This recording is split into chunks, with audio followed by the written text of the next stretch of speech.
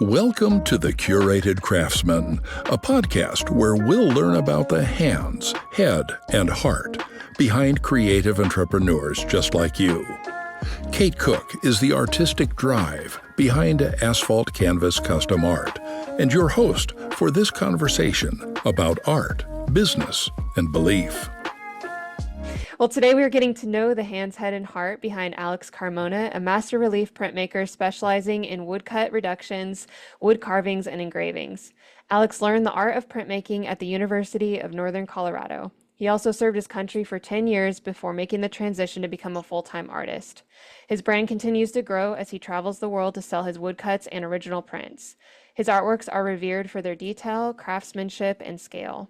In his short career as an artist, Alex has gained tremendous notoriety by creating woodcuts and marketing materials for some of the biggest names in music and automotive industry, including the Kingdom of Saudi Arabia's Global Auto Salon, the Specialty Marketing Equipment Association, otherwise known as SEMA, and the Fender Musical Instrument Corporation, who sought him out to create the world's first woodcut Telecaster guitar.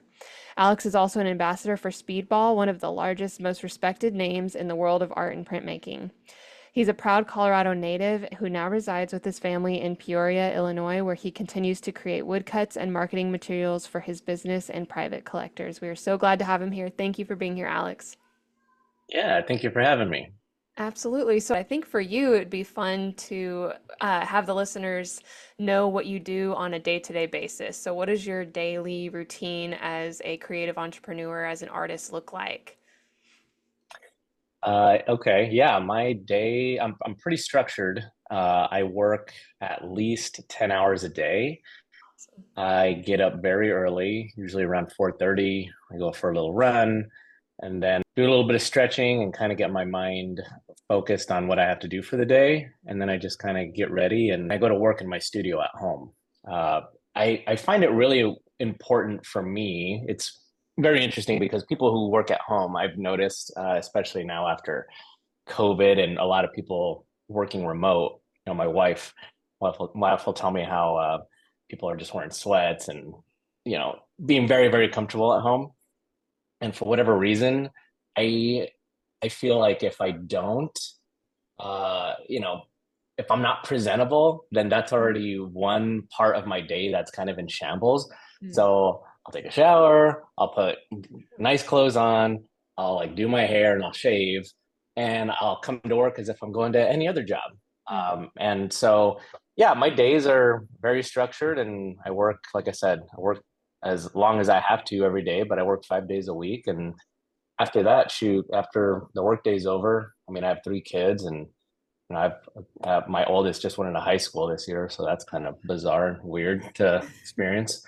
Family stuff afterwards, and just try to have fun with friends and my family. That's awesome. Well, I always like to point that out because I think there's a common misconception between maybe people that even aren't artists or creatives that we kind of have like our own like random schedule that just kind of happens when we're inspired. And so it's cool for me to see that the people I've interviewed so far, and it's not shocking to me that you have this schedule for yourself, have a very structured, business-minded way of coordinating their weeks. And I think that's just a common misconception with a lot of people that don't do art for a living. It doesn't just, you don't just wait for the inspiration.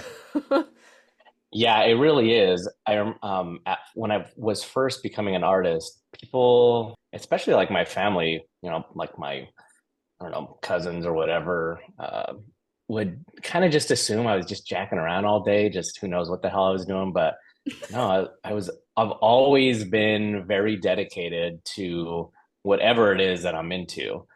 They all know now that, I mean, I have meetings during the day sometimes, and most of the times though, I'm just in here working on some big project. Yeah. How did you handle like their comments when they said that kind of thing to you? Like when they kind of I don't want to say undermined it or like they just thought that it was kind of more of like a hobby that you were pursuing rather than what you knew was a profession or a career. Oh yeah, yeah. Actually, there's been a lot of funny comments like, "Oh, you don't have a real job," and "Oh, when are you gonna go back to what you were doing before?" Hmm. And Wow. so to me, I've always been, well, not always. I've really I've really adapted a very stoic mentality into my life. And so it would bother my wife way more than it would bother me when somebody would tell me something. And I'm like, I don't care what people say about me ever. It's Yes. like they can, the only people I care about their opinions are the people that I like truly respect. But I mean, not that I don't respect my family or anything like that, but I just don't get my feelings hurt about hardly anything really. Yeah. And it's kind of served me well in business too, because people are going to say stupid things to you, and Yes. maybe a customer is going to be upset with you for some reason or whatever. But I've, I, I think this life is too short to get upset about anything, because you're in complete control of your emotions. Mm. When people say things like, that person made me mad. Like, you made yourself mad. You allowed them to make you mad. You're in Yeah. full control. Yeah, I think that's a really good perspective to have with art and business, but especially art because it can be so subjective sometimes. Some people are gonna think that a painting that took you a very limited amount of time shouldn't cost X amount, or they always Mm. have there's always something that may kind of rub you the wrong way. So I think that's a very valid point to just not get emotional about it. I'm gonna reserve that and remember that myself.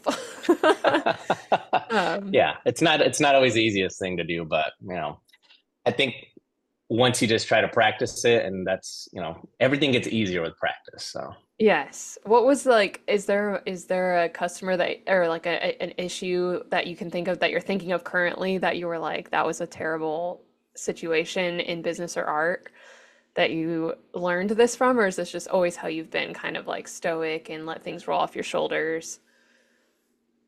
yeah, I would say that I I wasn't always a stoic person.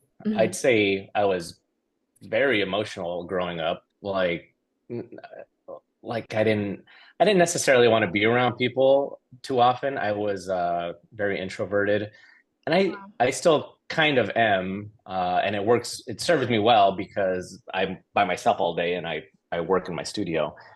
But after getting married, and who my wife is, she's such a vibrant, beautiful person and loves to be around people, and she's kind of changed my attitude about stuff like that. This podcast is brought to you by Alpha 6 Corporation, professional quality paints and tools for artists and craftsmen alike.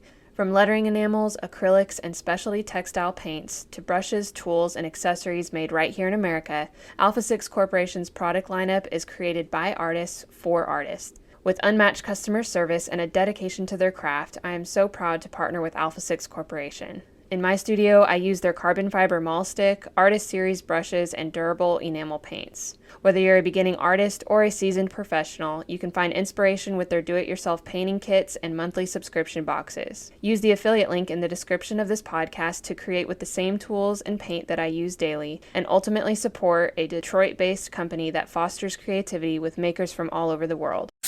In your bio, it said, that you were in the military, and I was like, wow, I didn't know that about you. It didn't shock me at all. Do you think that that played a lot into your how you function with your business now, being in the military, that like schedule? I think the military helped me with certain aspects, but I've always been kind of a weird person in a lot of ways. Like, for example, when I was growing up and I was in high school, like I would iron all of my t-shirts and all of my pants, and I always just liked looking presentable. Yeah. And my room was always clean. Like my parents never had to tell me, because I was just weird that way. Like my studio right now is kind of a mess, but it's typically always very clean and put together because I don't really like chaos in my life. And when something's dirty or out of place, like if you go into my garage too, it's everything's kind of very orderly most of the time. Yes.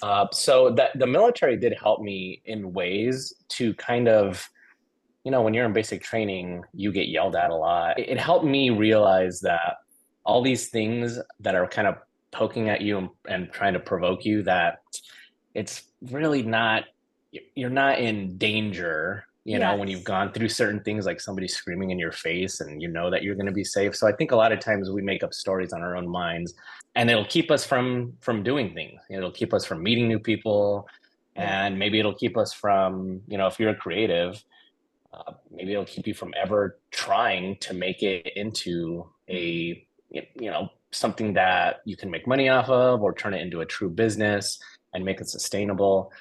So it's all very interesting. I feel like my whole life has worked out the way it should with all the experiences that I've had. I never thought I was ever going to be a business owner. Really? I never thought I was going to be an artist for a living because I wasn't raised that way. I was raised to believe that I should just go to college and then find some sort of profession to go into. But uh, not that my parents weren't supportive of my art. They did support me and they'd give me materials and whatever I needed. They knew I was passionate about it.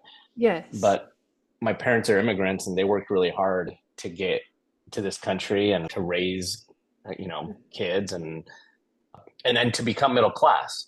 And so for them, when I told them I was leaving the military to become an artist, it was like, and Wow. understandably so, it was like the end of the world, I Yeah. because they're like, "What are you doing? You got good benefits, you got good pay, all this stuff," and they were right, but they forgot how dedicated and crazy I am when I like set my mind to things. So Yeah. it they eventually came around to the idea like, hey, I can pay all my bills with this, and it's actually going pretty good because I'm that dedicated. So That's incredible. yeah. So did you graduate college and then go into the military, or what was the time frame like that? How was that timeline? So I actually never graduated from college because Okay. I was going through at the time, let's see. So if we're going to play this out, I went to school first to get a business degree because Okay. I thought I was like, oh, that's the adult thing to do.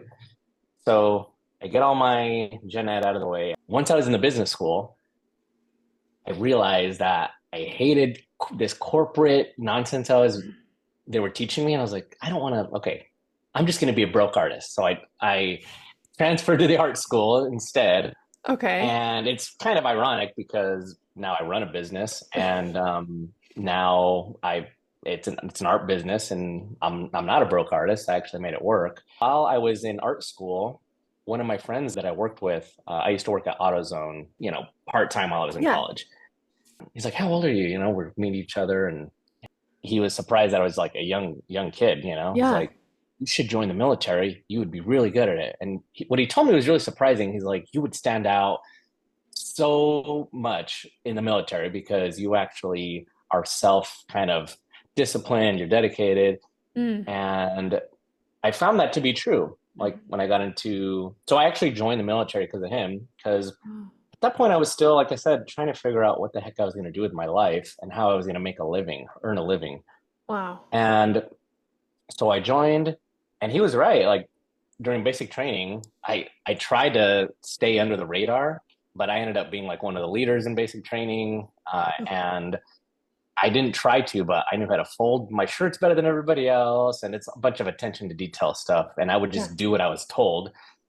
And once I actually went into doing my military job, uh, people felt the same way about me that I was actually had my head on straight, Yeah. and so it was easy for me to connect with people and kind of go up in the ranks and stuff like that. Did you have any But like creative situation happening while you were in the military? Like, was your job in the military creative in any way, or nah? no, it was actually the opposite. And I loved my the time I served in the military, Oh, that's great to hear. but it was one of these jobs where if I was an electronics mechanic, so I went to Oh, wow. after basic training, I went to tech school where I learned how to diagnose electronic components and all this stuff. And Hmm. when I actually got to my home base, most of the stuff that we worked on, when it broke, Hmm. you were just like swap it out for a brand new component, Oh, yeah. which to me was really silly. I was like, Yeah. man, I learned all this stuff for nothing. I mean, anybody who's ever set up a computer before could take this plug out and plug it in and just reinstall a monitor or whatever it is, right? Wow. Now, there was times where it was more involved than that, but for the most part, it was pretty boring. And that was the time where I kind of looked at my life and I was like, man, I don't know if I could do this for forever. I don't know if I want to retire from here because it was a weird thing that happened where the people who were in that job, it was great. I paid a lot Hmm. of money and they didn't have to do a whole lot, just stay up on your training, fix things when they were broken. But it was a pretty chill job to Hmm. make pretty good money at, earn a living and all that stuff. But for me, I was just there thinking how much I was wasting my life away. Not my life, but I felt like it was killing my soul not to be doing something Hmm. with some sort of purpose.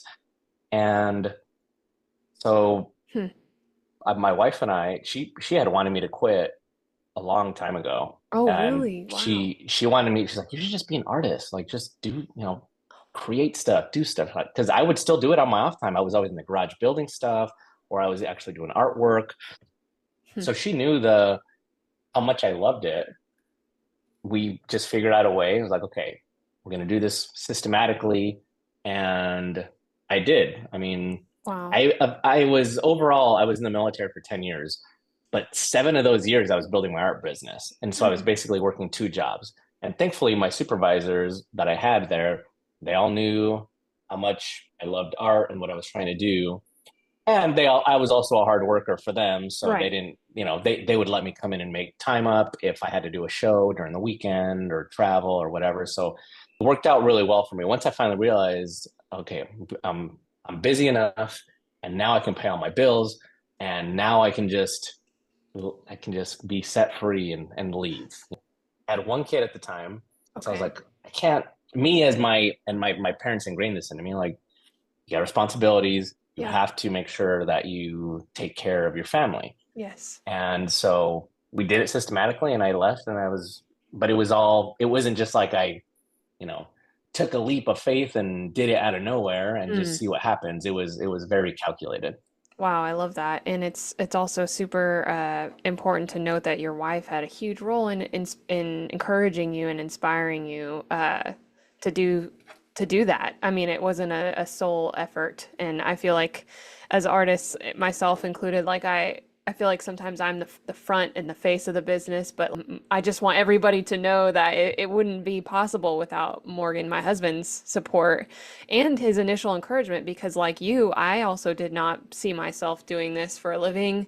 I was doing like a side job kind of thing where I was just creative in the evenings, and if I got paid for it, that was great. But it was him that was kind of like, "Hey, have you ever considered doing this for a living?" And it's just kind of one of those God moments where had it not been for his little nudge through Morgan, I don't think I would have taken the leap. Although I love the fact that you said it's not a leap; it's a gradual 7 year journey into be. So you had been working 7 years, and then you finally said like, "Okay, bye. I'm doing this full time." Yeah, and it was interesting Dang. too. I had a really great mentor while I was in the military. He actually owned his own business. He was a real estate agent. And Okay. so he's like, "Hey, you should read these books." And he told me when I was telling him that I thought I should finally take off and, do this full time. He's like, "I thought you should have did that a long time ago." He said, "Even if you didn't have everything figured out," he Wow. said, "what he saw in me was that I wasn't going to fail because I'm not the type of person that makes excuses and blames other people for things that are happening in my Mm. life." And I've I haven't always been that way, but I've learned to be that way when you just kind of take an objective look at reality Mm. and what you can control. Most things are self-inflicted, Yes. and there's so many examples of this that and I know, and it's hard for people to look in the mirror sometimes and say, "Hey, maybe it's me." Yes. But I learned to do that kind of earlier in life, so I was always I've always been hard on myself in every way. Like I Mm. need to be a better dad, be a better artist, be a better husband, be a better whatever, because you can't ever be the best at anything. But if you at least try to challenge yourself in whatever it is that you do, then you're gonna grow. Yes. The last thing that I ever want to do is stay, I don't know, I guess complacent. Yeah, I've like always stagnant. surrounded myself. Yeah, Yeah. I've always surrounded myself with people who are smarter than me Mm. because I like learning things from people. I've always had older, I guess, because my grandparents raised me. So I've always been around older people. And all my friends now, they're like, all my best friends are, I mean, I have some best friends that are my age group that I grew up with, Yes. but on a day to day, the people I hang out with, they're like 10, 15 years older than me. Yeah. And they treat me as a peer Mhm. because I don't act my age and I never really have.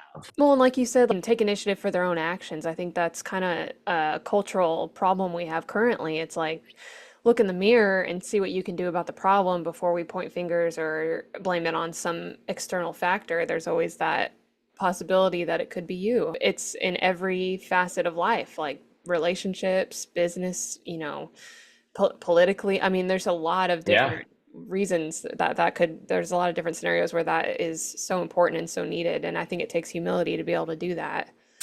Today's podcast is brought to you by Dupe the Room. A lot of you listen to this podcast in your car, and with Dupe the Room's essential oil diffusers for cars, you can transform your commute into a 5-star hotel experience with their luxury scents and sleek diffusers that clip seamlessly onto your car's existing air vents.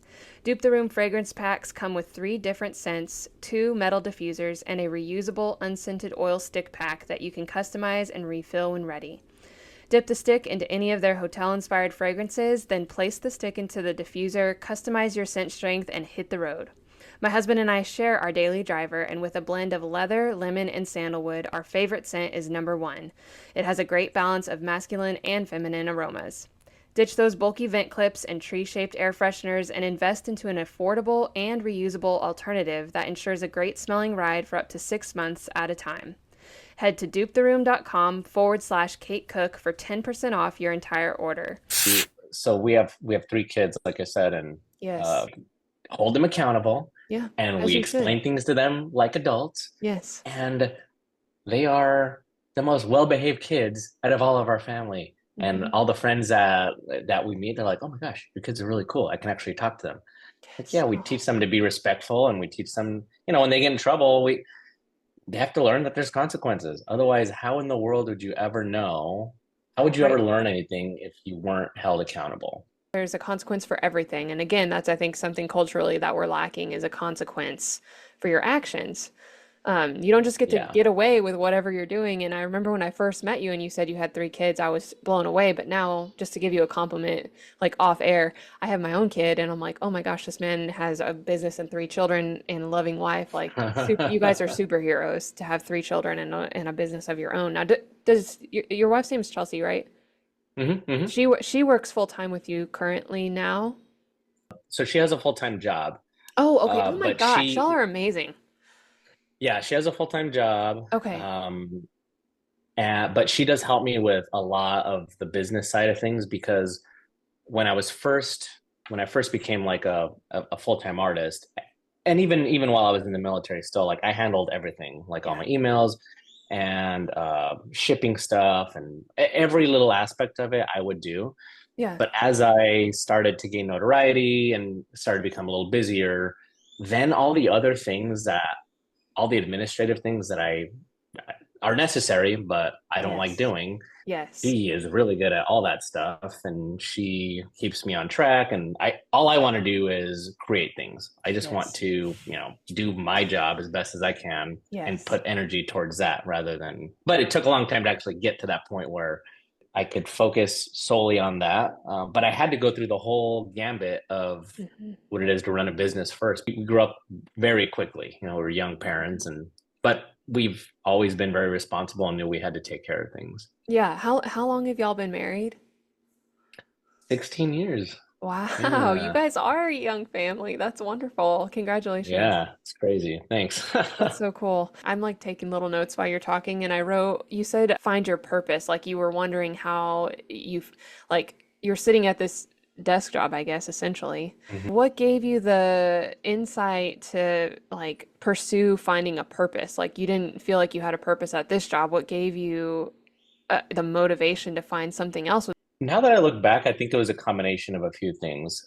My parents raised me to be very structured.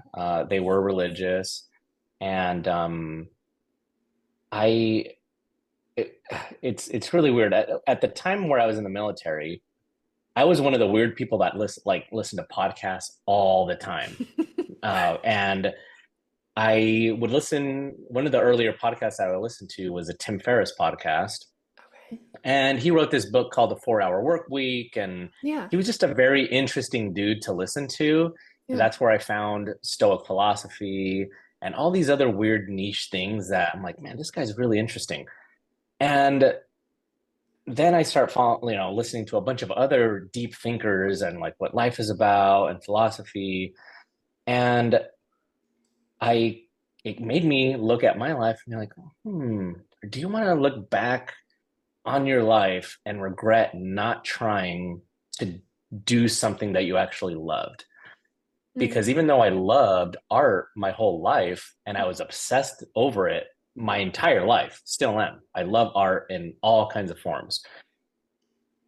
I never saw that as a viable way to even think about making money because that's not what I don't know, that's just not the way I was raised, I guess. I And totally so, resonate with that. Yeah. yeah, it's really interesting, but through listening to other people who had found a way to make a living and not necessarily on art, but on Yeah. other things, uh, it really opened up my eyes to, if you, and with the mentors that I was talking to you about, Of if course. Yeah. if you're dedicated and you let go of fear, because Hmm. that was one of the biggest things, like, oh, what if it doesn't work, what if this, what if that, by getting rid of those things and finally realizing that worst case scenarios don't hardly ever happen. People think of worst case scenarios, but what they forget about is the factor that you bring in. Like, what are you willing to do to keep that worst case scenario from happening? Hmm. And so once I started thinking about things in that way, like, okay, if things get hard, what are you going to do? Lie down and cry? Or are you going to, you know, move Deal with forward and it. see what Yeah. figured out? Yeah. Yeah. See what happened, try to fix it, and continue just one foot in front of the other. Yeah. And so it was a real change of mindset for me to, you know, think like an entrepreneur, like a problem solver Yeah. all the Yes. time. And Hmm. I think Faith, my wife was really into going to church, and I actually wasn't at first. Like I wasn't that into it, but now that I'm older, Hmm. and after we got married and had kids, a lot changes in your life when you have, especially when you have kids, Hmm. because then you realize that you're going to be gone someday, but they're still going to be here, Yes. and to show your kids uh, basically golden rules of life Yeah. that most religions talk about, and Yes. they're all mostly good. And when we're talking about religion or political things or whatever, there's always extreme versions that keep people, from Polarized. Yeah. experiencing, yeah, from Yeah. experiencing anything that like this that could help Mm. them. Yes. And thankfully for us, we had a good church that we went to, and so we just go and we would listen to messages from this good book, and it was always uplifting for us, and there was a sense of community. So as I've gotten older, I've become more religious, and That's cool. it's weird because I never really thought, there was a point in my life where I was like, I don't really care about it, Yeah. and you know not necessarily that I was like nihilistic, because I've Yeah. never been that way, Yeah. but like this life's going to be over anyway, and what the hell do I know? Yeah. But like I said, after you have kids and after you just kind of examine your life, I mean, people with faith tend to have tend to get through things easier. Mm. They tend to look at life through a different lens, Yeah. and I want to be a positive person to everybody and a positive influence to everybody. And whether people agree on, religion or not, it doesn't really matter to me, because I know that it has been a positive aspect for my life and my family's life. If you don't mind me asking, do you feel like it's played a role in your business at all as far as your success with business or any of the facets of your business? There was a point in time that was really weird to me that I was really worried about making money. Like, oh, if I don't do this at this certain time, then like if I Yes. don't get this done, like I mean, I was I was focusing too much on the return rather than what I was doing, rather than like my craft. Hmm. And then one day I finally said to myself, like, hey, you're you're good. And it took a while to get to this point where there was work coming in, and I didn't want to play the same like rat race everybody else was playing to, oh, buy a new car, do that, materialism. Hmm. And so I finally just had this change of thought, which was, how about just don't worry about money at all. You're a responsible person. You don't waste money on things that you don't, so just do your job as best as you can, and the outcome should come if you're doing things the right way.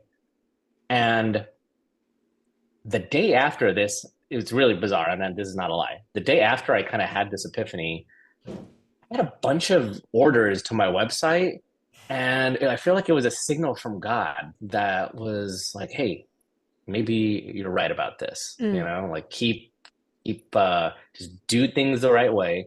And look, not to say that you shouldn't be still thinking about the future and making sure that you're taking care of Being your responsible family, and being yeah, responsible, yeah. but life is so much more than money. And money to me now is just something so stupid, and to even, and thankfully we're in a position where it's like, hey, because we've been responsible, we have a Yeah. house, and not everybody's in the same position. I understand that, but it took me a long time to, I mean, it Trust. didn't Yeah. happen for us out of nowhere. It happened Yeah. to us because we are who we are. How many years of business had you had full time as an artist? When you had that epiphany? This was before I actually left the military, because I'm like, man, I don't know if I can pay my bills Wow. just yet with Okay, this. wow. And so it was probably, yeah, 4 years or so into, because you work really hard to do something, and Hmm. then you don't immediately get, you know, what you expect to get, Yes. because well, and it's like this for all of us, right? It's like, if I'm an objective person, I know that my art is good because I spend so much time Yes. trying to get better at it every single day. Yes. But it also teaches you a lot of different things about what the business of art is, because a lot of art is marketing. A lot of art is letting Hmm. people know that you're here, going to the right places to show your art and to sell your stuff. And it's different. It's a different journey for everybody, and it's Hmm. worked out for a lot of my friends in different areas, from Hmm. from lowbrow to fine art, everything in between, Hmm. and you know, commercial. It doesn't matter, but it's our story is all, it can go in any path that you want it to go in, and Yeah, that's like, hard. it's so true. I mean, Lynn, we're just talking about this. There's not really any blueprint for being a creative entrepreneur because as much as you can like glean information from someone's career and how they got to where they were, like it's not gonna, even if you took the exact same steps, it's not gonna be the same journey. Like you're a different person with a different style. It's like I think of the college class where they give you one image and everyone paints it in their own style and they turn out like 10 different paintings, but it's all the same image. That's Yeah, exactly like the human race. Like you're never going to get the same career. And that's, I guess, what's intriguing to me about this business and also very scary is hmm there's not really a blueprint for it. And I can definitely resonate with you on the little story where you said you finally let go of that fear of earning an income and then God provided. Man, I've been there. That story is very pointed for us right now, and I appreciate your kind of vulnerability around that because it totally I every time I let go and I'm like, okay, I'm just not gonna worry about it. I say that, sarcastically, and then I go to bed and then I wake up the next morning and then God's provided in some crazy way that seems like it's just serendipity, but it's totally like a God wink for us. So he's just like, hey, trust me. yeah, Hey, I gave you this. So I yeah, totally get yeah. that. And it's really interesting too, because it's never a it's not like you're in a relaxed state where you're just waiting to be provided Oh, for, thank you. right? Yes, exactly. It's that's not what it is. No. It was really interesting to me seeing all the different artists that I encountered throughout my career as an artist Yeah. and meeting people. Something was really impactful to me where I noticed this person that was selling art, and the art was like, I've been drawing my whole life, and I'm very critical of art.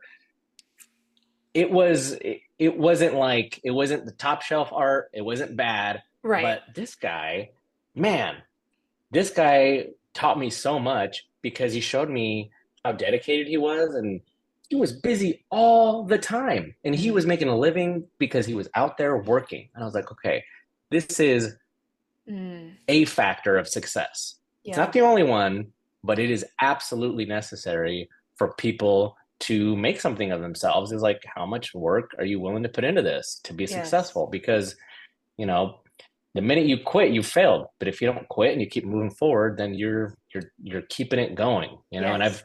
I've seen artists that are really, really, really good who don't know how to sell their art at all. They don't know where to sell it. And it's one of those things that's like life lessons that I've kind of learned with all these experiences that I've had, meeting different artists and how they handle things. I feel like, especially these days with social media, you can be like and no offense to these people, but like a mediocre artist, maybe that doesn't have the best quality of work. But if you're a skilled marketer or a skilled Mm-hmm. influencer, like you can make bank and make a living. But and conversely, like you can be the most talented artist out there and not know where to sell your work or know how to take pictures of it or talk about it. That's a big thing. Like learning how to talk about your artwork to people is so, so big. You probably have heard this with your guitar, your music background is like, I remember when my brother was playing guitar, like the first thing, he was like in seventh grade, and his guitar teacher told him, I'm going to teach you how to play music on your guitar, but the thing I want you to do the most is talk to me while you play. He's like, I want you to either sing me the lyrics or talk to me about what you're doing because I don't want you to learn how to play all the music and then not be able to sing the song that you're playing. Like I want you to be able to do both Mm-hmm. simultaneously. And I think even my high school teacher did a really good job with teaching me how to speak about my art after the project was done. Like what was the goods, what was the bads, what would you do differently next time? And she had us get up in front of the class and say like this is the painting and this is what I love about it. This is what I and she required us to have something that said I don't like this about it or I think I could have done this better.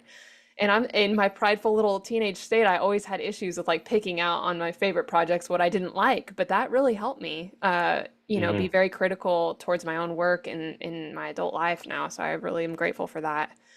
I want to talk to you about like how you got into printmaking because it's a very, well, from the outside looking in, it's a niche industry where a lot of people don't really understand what it is. So can you talk about how you got into actually learning how to become a printmaker?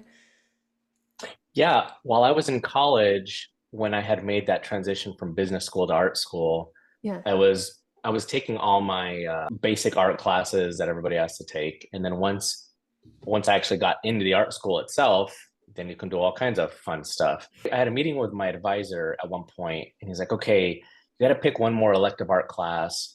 And I remember him telling me, he's like, "Well, you could do, there's pottery," and but then he said, "There's this printmaking class that I think you'd be really good at." And so I had no idea what printmaking was at all before this. Yeah. Oh my And so I was like, God. okay. And so I took this class, and I didn't like it at first because it was an intro to printmaking. So there's a bunch of different types of printmaking. And Yeah. the first one almost made me want to quit because the first project is called a collograph, where you take like a piece of illustration board and you glue things to it, like leaves and rope and things with texture that would, that you could roll ink on and then put paper on. And so to me, I was Legacy. like, yeah, it was like Yeah. very elementary to me. I'm like, I hate this. Yes. I'm going to kill my advisor. Well, after that project, after I suffered through that project, we did relief printing, which is what I do now. It was cool for me because I've been a 2D artist basically my whole life, and I've just like every other person who loves art, you take this black, this graphite. It's on a white paper, so you're doing black marks on it, right? Dark marks. And printmaking is the opposite. So Mm. what you're carving out is what's staying white, or the color of the paper, because basically you're carving out a stamp. And so to me, I was like, huh, this is pretty interesting. And I've under I've understood tonal value since I was like a young kid, because I was always trying to be like photorealistic rendering person, So like, oh, Yeah. it's very dark here, it's lighter here. Yeah. And so Huh. flipping that and doing a negative, actually, I was like, man, this is kind of challenging. It's really cool. Oh, it But I is totally. immediately, yeah, and I immediately understood kind of what I would like, what I was doing, and the kind of outcome I was going to get, even though it was kind of foreign to me still. Yeah. I started doing that, and then I just kept taking printmaking over and over. I would just Wow. do, relief printing, and then I learned how to do color prints, which is a really long process. But it was interesting because when I was first an artist, like selling my artwork at shows, I did all kinds of stuff because at that point I was trying to find out I did the same. yeah, like what lane I was going to be in. And I didn't even know if there was a lane. It was Yeah. like, I'm crafty. I can do all kinds of stuff. So at that point, I love motorcycles. I built a few motorcycles, and I Wow. really love old leather, like solo seats, like motorcycle seats. Oh, cool. And there were these leather workers I would follow online. I'm like, oh my gosh, I want to learn how to do that. So I built custom leather motorcycle seats for a long time. Wow. And I would show my leather work, my paintings, my drawings, Yeah. but everybody was super attracted to the printmaking process because, I'd take a wood block and I'd carve it and then I'd print it, and people were like, oh my gosh, did you invent this technique? Like nobody knew what it was. Yes. After a couple of years of kind of going out and trying to make a living selling my art, I told Chelsea, I was like, hey, I think I need to let go of everything and try to be really, really good at one thing. Mm. And printmaking to me was the easiest opportunity that I saw, Yeah. because if you can stand apart as an artist in any way, Yes. then it's gonna Choose go a that. long way for you. Yeah, choose Yeah. And so that. to me, I was like, oh, this is easy because everybody keeps asking me if I invented this. People don't know what it is. And it kind of Yeah, makes me different from every other artist that I was totally. around. And so I just decided, all right, I'm going to really get good at printmaking. Huh. And it was cool for me too, because I've always loved woodworking. So it Mm. kind of went hand in hand with something that I already really loved. And I stuck to it ever since because of how dedicated and kind of obsessed I am with creating better and better things every time that I have a project. It's done a lot of cool things for my career. Hmm. Like I'm an ambassador for the best sharpening company in the world for edge tools. Like they're made in Sweden, and they flew me Wow. out to Sweden to go to their factory. And it's like in the woodworking world, they are the best. And so Wow. a lot of little weird things like that have happened to me because people see that I am different from other people, that I I am agree. very, very dedicated, and that uh, I don't know, that I want to be different. I don't want to be like everybody else, which is why I did the printmaking thing. Even though I Yeah. love drawing and painting, I always have. That's really cool that both of the worlds kind of collided there with what was the Swedish company you said? The knife. Oh, Tormek. So, did they approach you to become an ambassador? Like, I want to kind of get into like, how did you get these like Speedball and this sharpening company? How did you get them to notice you first off, or did you seek them out and and then you're like, hey, this is what I have to offer? So my approach and a lot of weird things like this have happened for me, and they've all been risks for me in a Okay. way. If you're reaching out to companies to be an ambassador or to do, I mean, it never works. It'll never work. Yeah. Okay. Because they have artists all the time reaching out to them like, hey, Right. look at how good I am. It's so for me, I've taken a different approach with everything, Huh. which is to take a sort of risk. So for this one, I actually bought a Tormek machine. I was like, okay, I want to be the best wood carver in the world. But the Okay. only way to do that is to keep my tools super sharp. And Yes. so I looked up what is the best sharpening machine you can buy. And I found this place. They had all kinds of cool jigs because the things that I need to sharpen are shaped like V's and Right. C's, and they're very hard to keep that consistent shape And so this company makes jigs that you put your Mm. gouge into, Yeah. and then it keeps the geometry of your gouge the Perfect. same. And so that you're There's an art. talking, just for people that don't know about printmaking, you're talking about the tools that you use to carve the block to make the art. Yeah, so basically it's Yes. like, yeah, I don't use like a Dremel or anything like that. They're Right. It's all sharp by hand hand. tools. Yep, it's Yes. all hand Okay. tools. Okay, cool. Sorry, And I just want to and make that so clear. no, it's all good. So I find this machine and I buy one. Like I'm a tool nerd anyway, so I'm like, oh, another cool tool I can buy. So I bought this awesome sharpener, and I'm looking like everybody on YouTube, like, oh, what? Let me find a tutorial because there is an art still, even with this machine. There's a lot that you need to know for Yeah. sharpening stuff. Yeah. So I'm looking around, like, oh, nobody's made a video on how to sharpen this little tiny gouge that I have. And so I make like a 50, I think it's probably like 10, 15 minutes long. And it took me a week to make this video because I'm going step by step on how to Yes. do it, how to measure the angle of how you're gonna sharpen it and all this stuff. And I don't have a lot of YouTube followers at all. It was the day after I posted it, or 2 days after, the Torment company contacts me and they asked me if they can use my video to promote, Promote their tool. sharpening and all that stuff. And Wow. so the whole relationship kind of started from there because then they're like, oh, we would like for you to be an ambassador because they looked at my work. And then I think maybe they saw some of the other stuff that I've done for SEMA and all that. But uh, several things like that have happened to me by me just trying to do something that serves a purpose that is maybe, Mhm. I don't know, good that people are gonna be able to use, Yeah, like like this video. yeah, like a service to others type thing. Yeah, for sure. Yeah. And like we were talking about before, not really. I'm not expecting this to go viral or anything Of like that course. Yeah. because if your whole idea of how people are gonna know me is to go viral, good luck because that just is not a good idea. It's not a tactical plan that you No, ever want to go by, not right? a And that's what strategy. everybody's dream is. Yeah, Yes. everybody would love that. Yes. But I always have low expectations for everything that I do as far as a return, but Mm. I don't ever get that low return because I'm a weird person who likes to be obsessive about details and Hmm. about, creating great things that you haven't seen before, trying to be original. And so, That's yeah, just cool. taking risks like that. There's another one that I could tell you too. I did this project. I really love jazz music. And so I'm Yeah, like, I'm yeah. just going to create, at this point, I've been able to now stop traveling around and pushing my artwork on people. Not that I was ever pushing it, but going Oh, I know what you around mean. and Yeah. selling my art.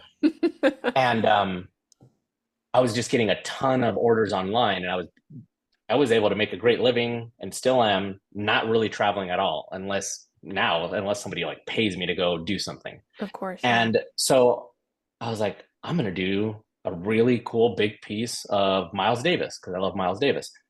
And so I carve this piece, and it takes me like 3 months to carve because it's Mhm. huge and has a ton of detail. That's like over 500 hours of carving into it. So I create this piece. I only make like 10 of them when I print it. So I reached out to the Miles Davis estate and I was like, hey, I'm a printmaker, blah, blah, blah. I carved this by hand.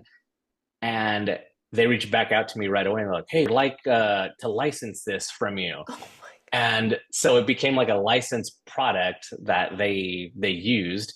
And that was a combination of me taking a risk and not expecting a whole lot of outcome, but doing it to the best quality that I could. God. Hmm. And so there is a tactical aspect to it, Yeah. but so many things have happened for me with stuff like that, with Tormek, with Miles Davis, and with Speedball too, Hmm. that have all kind of worked out in my favor because people, if people see the dedication in your work and who you are, then it's a lot easier to get in the door with people because and if you can be original in some way, right? If you're Hmm. trying Oh to yeah. offer something that's different than everybody else. Absolutely. Absolutely. I think you're the perfect person thus far to ask what you think defines good craftsmanship, in your opinion. I think good craftsmanship to me is is worrying about details that most people would say, oh, it's good enough. Oh, yes. To me, a good craftsman is somebody who cares about the job that they do Mm-hmm. and knows that their name is on it and they take pride in what they do. Mm-hmm. Like I live in my house was built in 1886 and it's an awesome old house and I live in a cool historic neighborhood. I love old houses.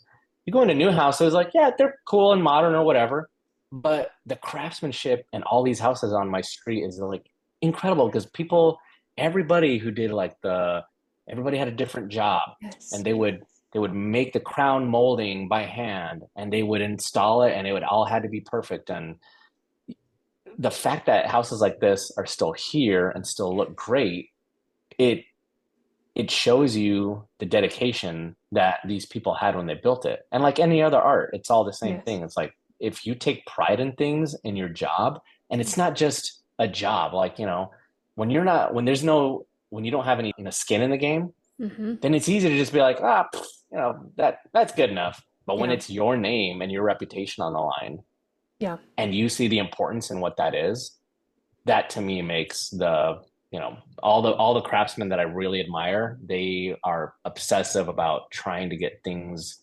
nailed down to the T, to Yeah. perfection. Yeah, and like you said, their reputation, they're obsessed with that like their work precedes their personality, their character. Like it speaks for itself, I guess is a better way to put it. Their work speaks for itself.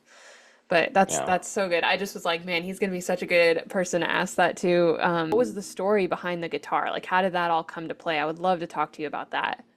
The whole Fender connection actually happened at the first year I did the SEMA show. Oh, So really? I was contracted to do all the artwork for the SEMA show. Yeah. And of course I love car. I mean, that's where we met, right? At a Yeah. cool, awesome car show. And so I'm at my booth at the SEMA show, and I have all my wood blocks up and prints and all that. And there's this guy in my booth. Kelsey's like, "Hey, you go say hi to that guy." I was like, "Oh, okay." So I go or say hi to him, and he's looking at this thing, and he has one of these looks on his face. He's looking at it, and then I'm like, "Hey, how you doing? My name's Alex. I'm the artist. This is all hand carved, blah blah blah." I just give him the whole spiel of how my artwork is done, Yeah, yeah. and he says, "Wow, it's really interesting." He said, "Do you think you could do this on a guitar?" And I was Oh like, my God. you know what I thought to myself? I was like, people have so many funny ideas for you when you're an artist. So like, well, Yes, you know what you yes. should do? You should do this on glass. You should do that, blah, blah, blah. And I was like, I just thought that's what this guy was like. Oh, you should do a guitar thing. Well, he's like, my name's Ron. I'm the principal master builder at the Fender Custom Shop. And so I was like, what?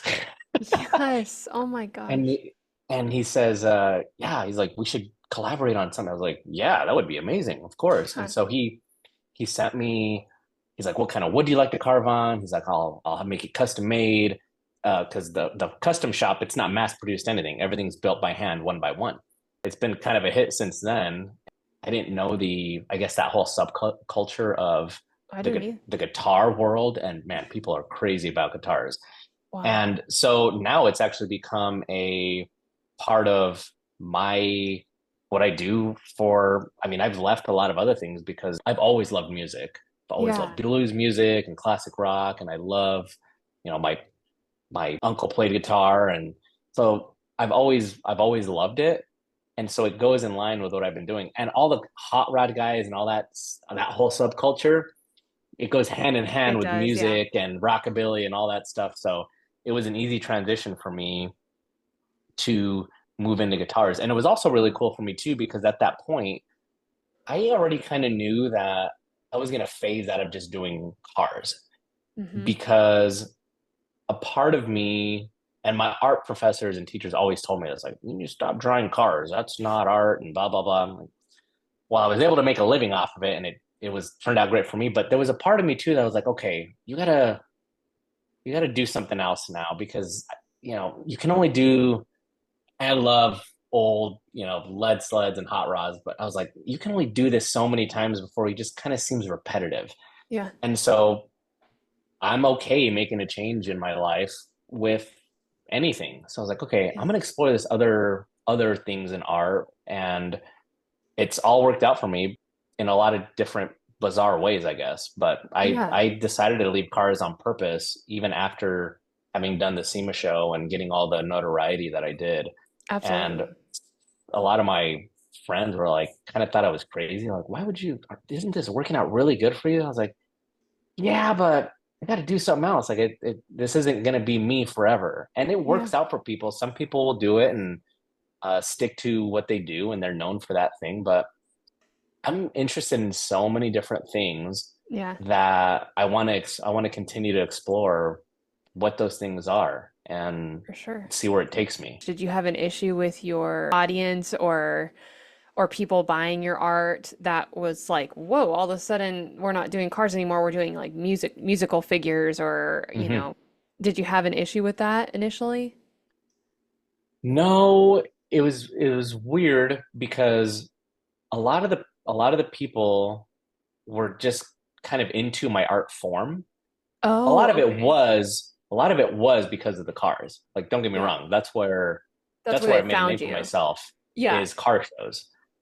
Um, but nobody, I didn't get any pushback from Very cool. any of my collectors or anything. They just kept buying stuff from me, and not Huh. all of them, but I mean, it was weird because once I started doing guitars, it opened up my world into this whole different sect of people Yes. that were also interested in what I was doing. But it once I started doing guitars, my followers started growing so much more after that.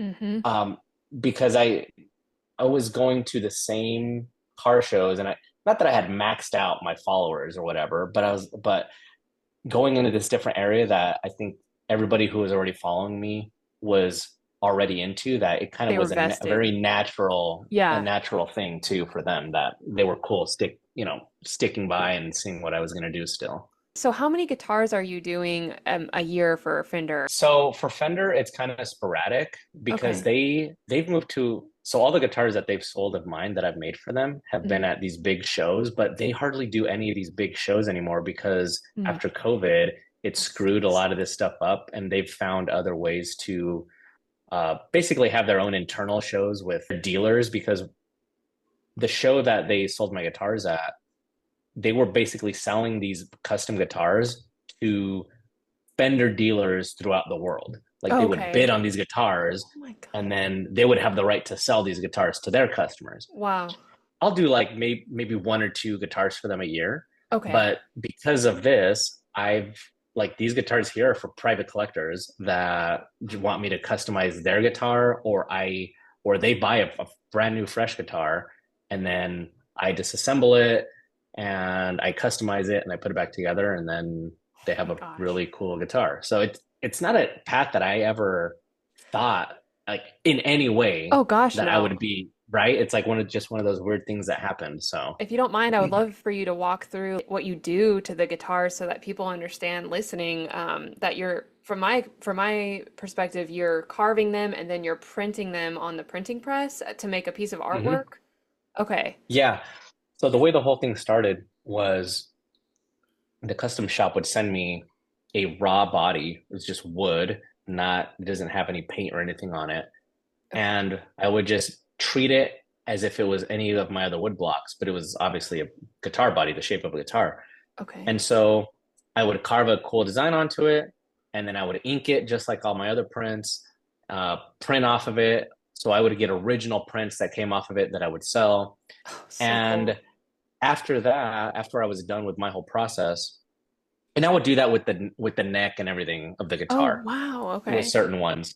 I would send them back, the Fender Custom Shop. I would send them the guitar back into California, and they would assemble the whole thing into an actual playable guitar and clear coat it and paint the back. And it was really cool because it was a really cool collaborative process. Like, hey, what color do you think the back of the Oh, the guitar should bat. be, or Oh, whatever, very cool.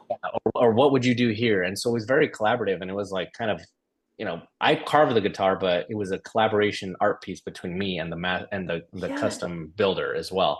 And then they would take these guitars and sell them for boatloads of money. Like they were like I had no idea the amount of money that was into this stuff. But Wow. yeah, and that's what I do now. So when somebody tells me they want me to customize their guitar, or do something for them, I love tinkering with stuff, and I love woodworking, and I know how to solder and do all kinds of other crafts. I'm like, this is really cool for me because I'm like a little kid.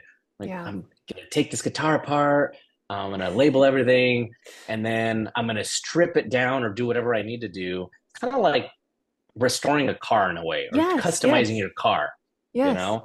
And then I'll solder it back together when I'm done carving it. And I love painting, and like I've all the different skills that I've learned throughout my life, I use now because Mm, my cousin taught me how to do body work, so I know how to paint, I know how to, sand and make sure everything's flat. And so I use all these different skills that I've learned throughout my upbringing and my yes. curiosity with anything that's kind of handmade. And I use a lot of those things now for what I'm doing with guitars. As far as like the imagery on the guitar, is that something that they let you come up with, or do they give you like a an idea of like, hey, this is my favorite band or my favorite music, song, lyrics? Like, how do you come up with your images for the guitar bodies? When it's Fender, Fender's like really cool because Okay. they don't care what I do. They're like, just do something cool. Wow. So they've Okay. never asked me to do anything specific, except for when a customer of theirs asked them to do something with the Brooklyn Bridge. Okay. So, Yes. I that was yes. but that was it. They didn't tell me how to do it. They're like, customer just wants the Brooklyn Bridge on this. So I was like, okay. So I did my best to do something really unique with that.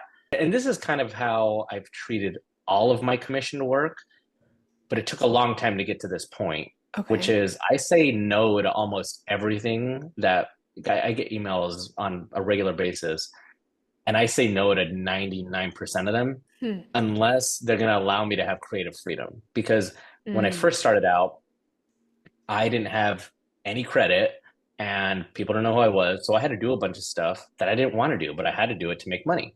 Yes. And I understood this. Once I started to get a little bit more known for my craft and what I was doing, then I could be more selective as to what jobs I took on. And now Yes. I'm at the point where I'm like, okay, I'm either going to do work that I want for myself that I'm Mhm. selling to the general public, or if somebody wants a commission piece, then I I love it when somebody just gives me a general idea of what they want, because this is Right. when they'll get the best work. If they give me a general idea, like here's the thought, and you be free with it. Yes. But when somebody it tries to micromanage my creativity and like I want this in there and this and that, I'm like this isn't gonna work because I love design and I love creating things. And maybe people think that they know what's going on with design, but um, I think people just don't understand, Yes. that. And look, maybe sometimes it works for other artists. Like, okay, I'll do it for you, but I Well, want to continue to make beautiful things that I think are beautiful. Not that yes. I don't want to be hindered by anybody else's creative kind of thoughts. And Yes. I know it might seem kind of weird or cold to act this way, but Hmm. it wasn't always like this. It was a Yes. very steady, slow progression to be able to actually get to the point where You can choose and I'm kind of in control of what I choose. Yeah. yeah. I had a teacher once that said, you only notice design when it's bad. That's very, yeah, exactly. How long have you been an artist? I keep wanting to ask you that. Like, how long have you been in business, I guess, is a better question. I created my website and really started to be an artist in 2009, like trying to be a professional artist. Okay. And this is how I've treated my whole art career Okay. is that as I was becoming an artist and I knew this is what I was going to do, Hmm. I knew I had to be all in and do it all the right way. Mm. So my website took me a long time to build it. And some of my artist friends had a website too. And I was like, what? They don't take care of it. It doesn't look good. This is like what people are going to see and relate to you. Hmm. And so I always saw the importance in being a professional and having something that looks great, something that's easy to navigate, even something like your business cards. Like, I've been handed business cards that were printed on a printer And I always want to make an impact no matter what with my booth, with my Mm. business card, with the way I conduct myself, because I want people to know that I'm a professional. Yes. And so in 2009, that's when I actually kind of had everything in line and I was ready to, I designed my business cards and did my website and kind of started to navigate it from there. And Yeah. it was a rough ride for a while because you don't know what the hell you're doing, right? I Yes. mean, and like we were talking about before, you can go in so many different directions, but I gained traction at some point after a while when things weren't working, then I'd move and do something else. Yeah, and like you said, you simplified down to what you saw the market was kind of most interested in that set you apart from the rest of the 5 million other artists. I should tell you, and you may not, you may remember this or you may not, I don't know, but I think it was at Lone Star Roundup. I saw you there when I was very first. I don't even know if I was in a business yet. Um, but you told me, you said like, no matter where you show your art, you need to have a professional looking booth. And you may stand out like a sore thumb because your booth is tenfold more expensive. It looks way more professional than the 5 other people that are around you. But trust me, no matter what you do, make sure you present your artwork and your booth well. And I took that to heart like so much. And I would not show my artwork until I had the ability to afford like a nice setup, and even to this day when I go to places even like Lone Star, people comment on my booth setup and how different it looks from everybody else. And I always think about that little tip that you gave me, probably in Wow. passing, because it was life changing for me. I think that was a very pivotal piece of advice that I got from you. So thank you for that. No, that's awesome. I don't know what it is. I just always wanted people to take me seriously, That's really what because it was for me. For me, that's what it and was. maybe Is like I didn't and want maybe people to know this was a hobby. I wanted them to know this is like I'm right. serious about this. Like give me your hard-earned money because I will provide value in return. You know what I mean? Yeah. Yeah. And I guess now that I think about this too, maybe the way my my family look, my family loves me, they treat me well, right? They're great. Yeah. But there's certain aspects where I didn't feel like, I don't know, like I was taken seriously about how much I loved art. And so Yeah. maybe that really affected how I wanted people to see me To as an perceive you. artist. Yeah. Yeah. There's a lot of people saying, and I've seen this multiple times in my own little circles and the people I follow, they're saying like you can start a business without a business card, you can start a business without a website. And that is all very true. Like I was having a side business, I had a full-time job and had a side business. I had like a business card, but it wasn't anything special, but I didn't have a website. But as soon as I became an LLC, it was like I was not going to announce that. And I'm not going to announce to anybody that I was a full-time artist until I had a super professional looking website, a new business card, and I think a logo was the 3 things that I Hmm. invested in. And I saved money to invest in those and have somebody build them for me that knew what the heck they were doing because I did not. And to this day, I Yeah. still have the website. I still have the logo. Of course, they've been altered here and there, but that was really, really imperative for me because I think first impressions in this industry are super important. And I think it also depends on what kind of artist you want to be. I Yes. mean, there's so many different ways to sell your art or to show it. And Yes. so, like I said, it's not a hard rule. Yeah. But if I don't know, to me, it's like if you want to be seen as a professional Hmm. and one of the best in your industry, then you kind of have to put that out there in a bunch of different ways. We're speaking about like first impressions and stuff. Do you have a specific trait that you feel has played the biggest role in the success of your business? There was a moment in time where I sold cars, and it was the worst job in the world because my boss hated me because he's like, "Hey, you let them leave." I'm like, "They didn't want the car, man. Like, what the hell you want me to do?"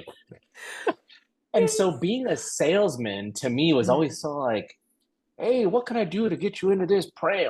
So for me, I always approach things in the manner of somebody walks into my booth, I am expecting zero things from them. I Mm, want to talk to them, be nice, yeah. explain what I do, what they're looking at.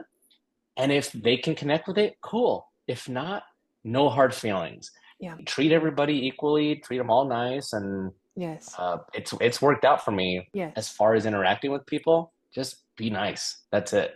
Yes. I think that's so, so important. I commend you for that. And I can definitely say, I mean, that's how we met. You were just very open and like asked me if I had any questions, and I was like, actually, I have a million. So nice to meet you.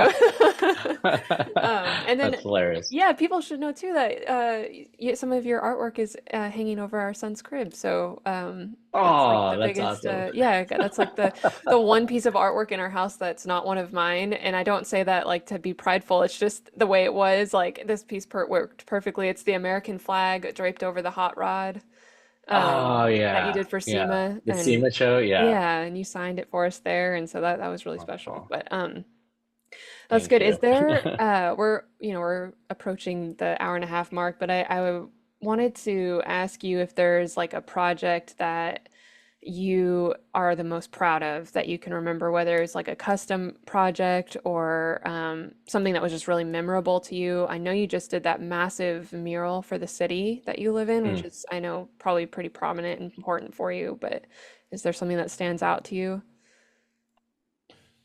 Um, I would have to say there's this piece that I carved after I did the big Miles Davis piece. Yes.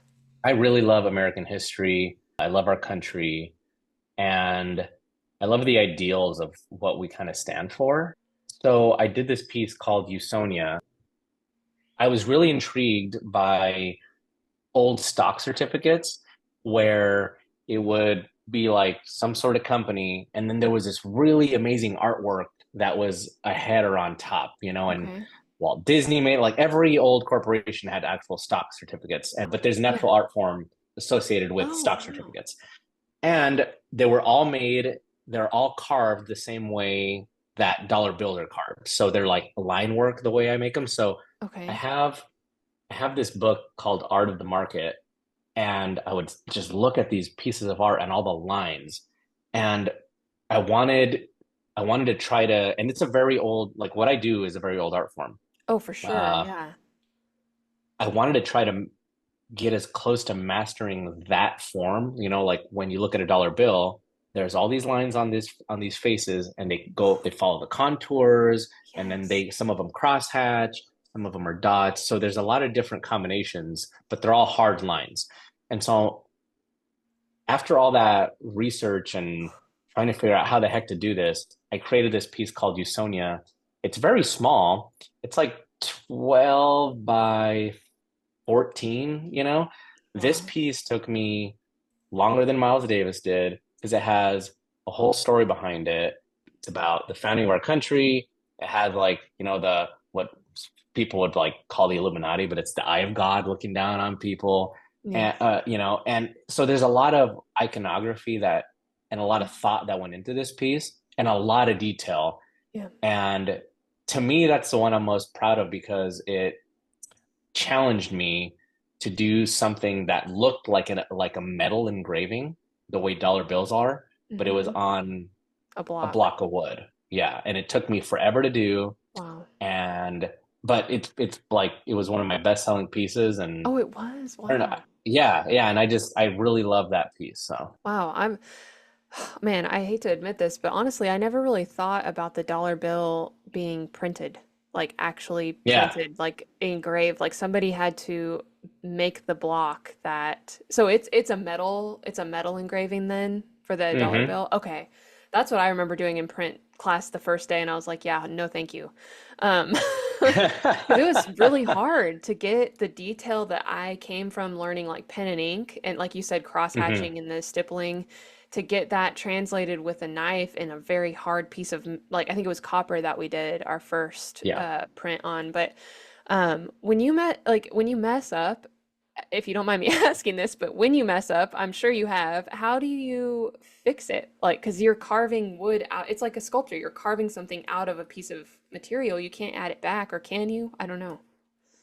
Right. So I've become very good at I screw up everything that I do, there's an accident in it. Really? It's kind of inevitable because when your tools get a little dull, then you kind of just push it until something happens, but Yes. or you get fatigued, because I carve like 10 Yes. hours a day.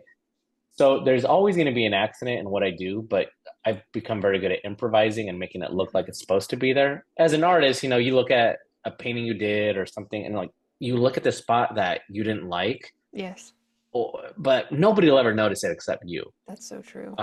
So I've just become very good at improvising. But when it comes to one of the focal points, like say I'm doing a face Hmm. or an eye or a nose or whatever it is, I take super special care of those areas because I know if I screw those up, they're going to be a lot harder to cover up because they're focal points of the piece. So Yes. I am very just aware of where I may be able to get away with like pushing my tools a little bit further as far as how sharp they are. And do you carve like up on an easel, or do you carve like bending, like leaning over a table, standing? I've never seen your setup outside of your amazing printing press that's behind you that I know is a big deal. I'm actually getting ready to change my setup. Okay. I'm gonna build a table that can clamp wood blocks onto it like a woodworking table, Okay. but it's gonna be like almost like a drafting table where I can adjust the angle. Yeah.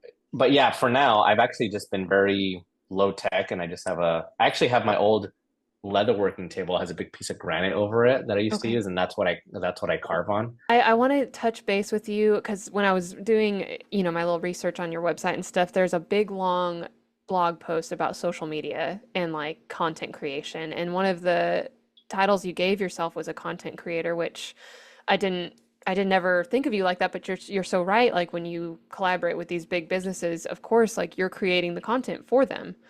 And I've Hmm. done that as well, and I didn't even consider myself a content creator. So, Yeah. do you have any advice for somebody that is a creative business owner that's trying to make their social media presence like better or start even? Yeah, I would say that if it's just a skill that you have to learn, and it's Hmm. super annoying because I don't like creating content. I would Yes. love it if I just didn't have to use social media, to be honest with you, Same. but it's necessary and you have to do it. Yes. So I always tell people to get comfortable recording yourself and follow different pages that kind of show you camera tricks and how because Mm, everything is recorded with a phone.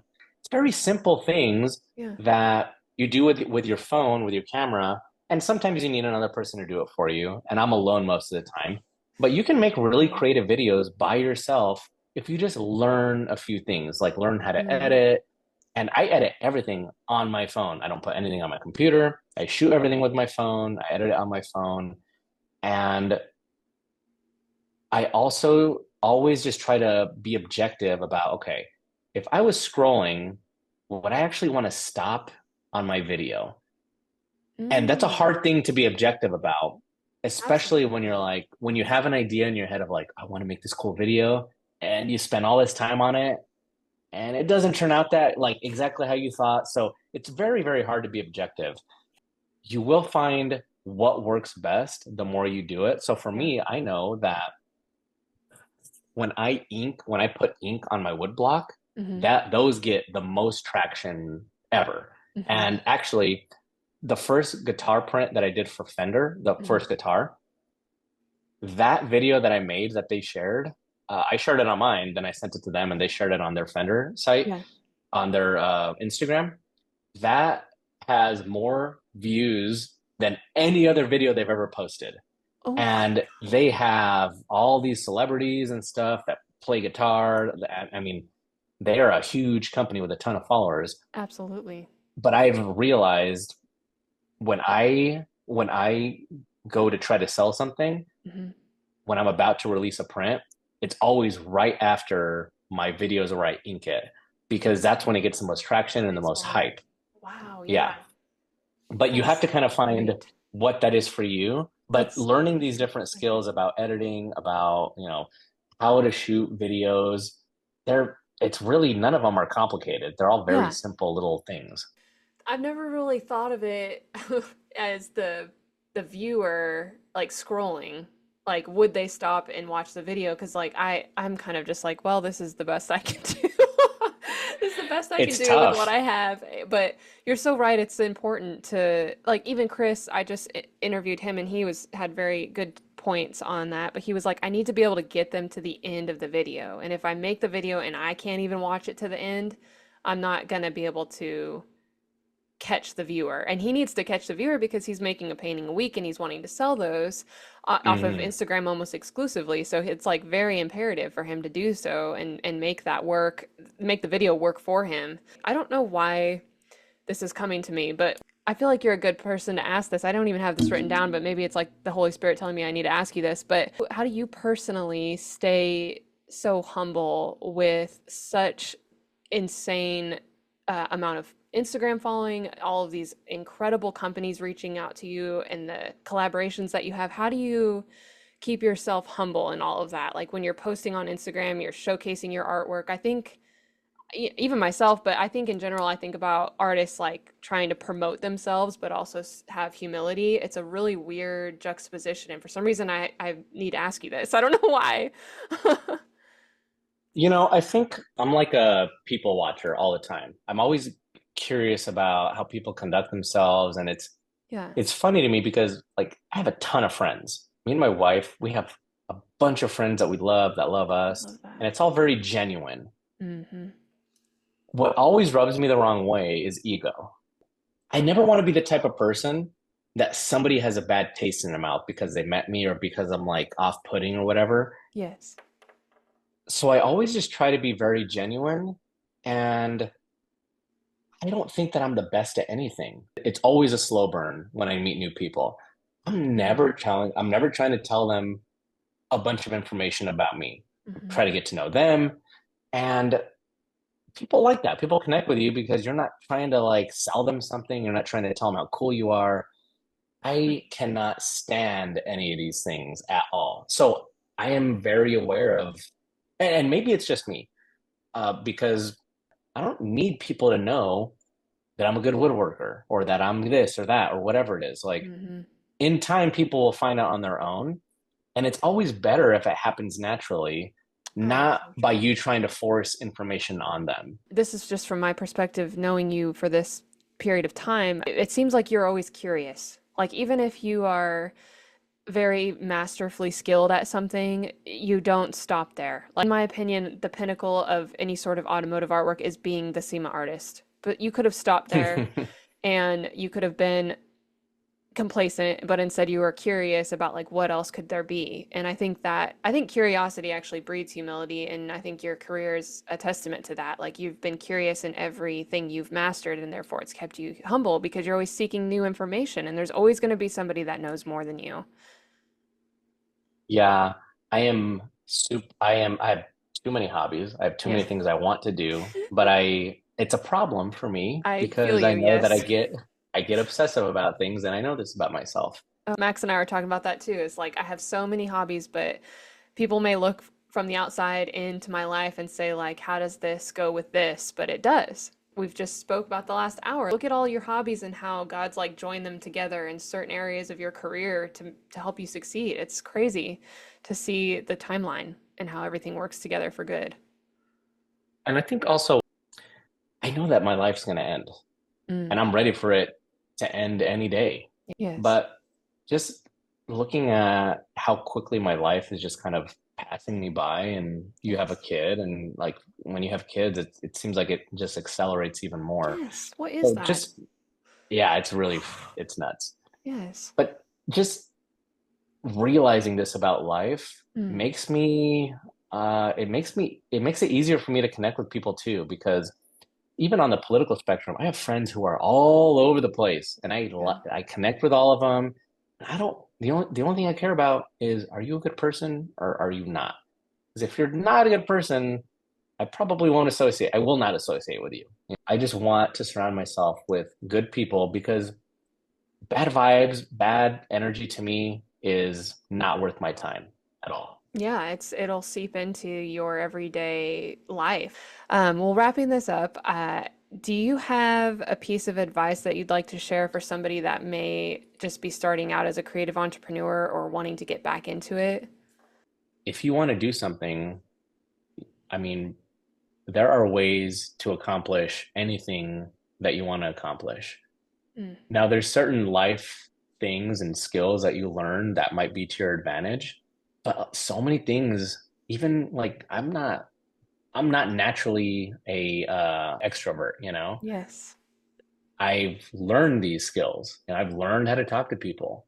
And so you can learn how to do anything. You can learn how to be social, you can learn how to be better at your craft, and it's all just repetition and energy. It's work.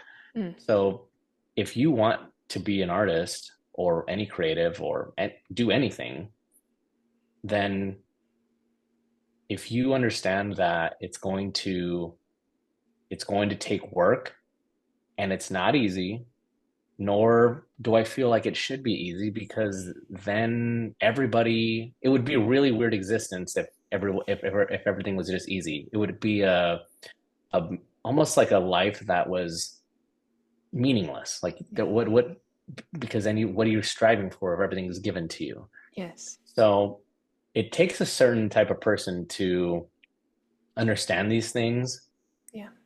but all of them, even if you don't understand them now, you should know that they can all be learned. Mm. And if you want something bad enough, then you can accomplish it. But the biggest thing is dedicate yourself.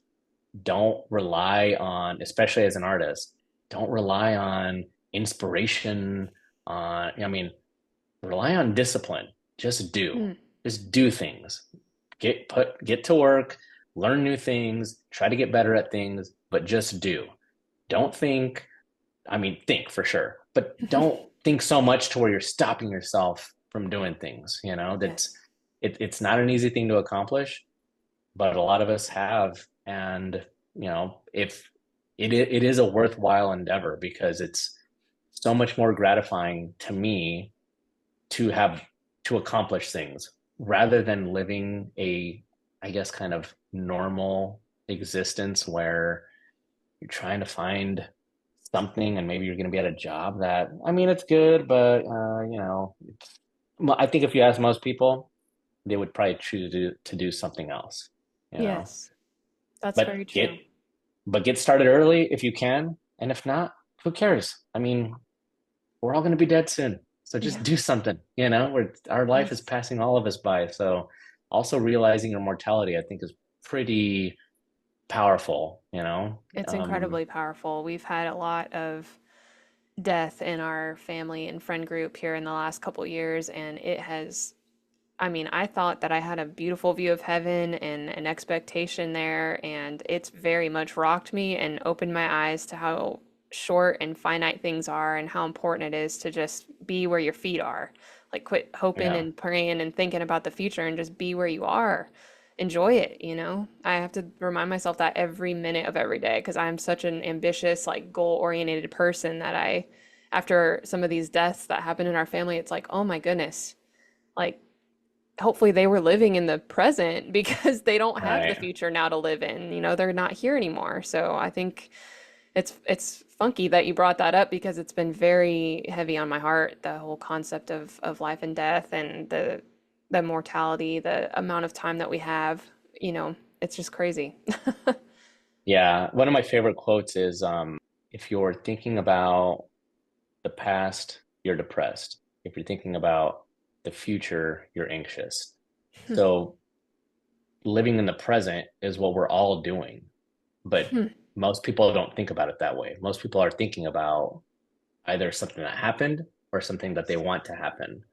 But Yes. being present in this moment, that's when things change. That's when you can make changes. So, Yes, and like you said in the beginning, like you're in control of your own variables. Like you can control what you can control, and the rest is up to God.